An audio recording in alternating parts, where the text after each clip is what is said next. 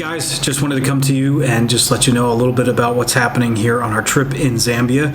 Today, we had training in Pediuke. As you heard, we were on our way from Chamanuka to Pediuke. That was an interesting trip and the longest overland trip that I've taken in Africa to date. We went up over the mountains. It was a beautiful drive, and it was getting dark and got dark and into a thunder and lightning storm was rolling in just as we pulled into Pediuke. We were looking for our contacts, which were two area pastors who were meeting us to try to connect us to the lodge that we were staying at.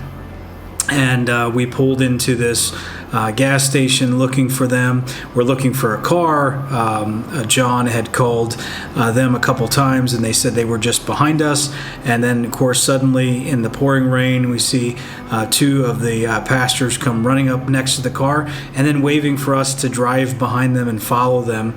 And unfortunately, we didn't have any room in the truck for them to fit in, but they quickly ran around the corner and we followed them into the lodge. And we were able to get in safely and humorously from that experience.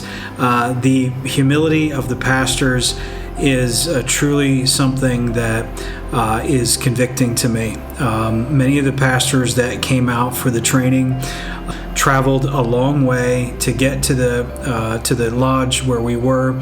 Again, it was about 20 to 22 pastors and their wives. A lot of them walked a long way to get there and were hungry for the teaching. We're hungry for the word. We're hungry for fellowship.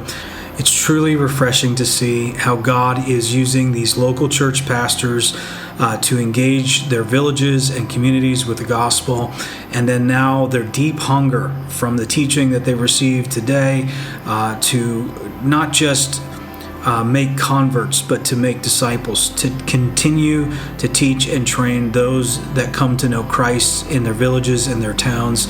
And it's going to be a wonderful thing to think about, that over the next few years, as these men and women engage their communities with the gospel and also with the discipleship tools that were given today, how that's going to impact these areas for Christ and how many people are going to be saved and baptized and added to the church through this simple process and program. Really, we're not giving these pastors any kind of revolutionary idea other than the one that Jesus himself brought, that we were to go into all the world and preach the gospel and to teach them and to make disciples of all nations. And so it's an amazing thing that to see that when we just simply do what Jesus says, how God can truly make a difference in the communities and the societies that we engage with and go into. It's been great to connect with John and Benji and Stan, and just to see their heart and their fervor and their passion for this discipleship program.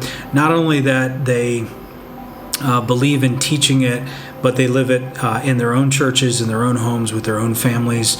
They're in their own discipleship groups, and this is something that they live out on a daily basis. I've seen them engaging one another in having discipleship groups even among themselves, and it's just a wonderful thing to see how when we just have that brotherhood, that community that we need in connecting people with the gospel and with the truth of God's word, and being daily in God's word and daily in prayer and having those daily accountabilities, how it truly makes an impact and a difference. Thank you again for your love, your prayers, and your support. I'll see you soon.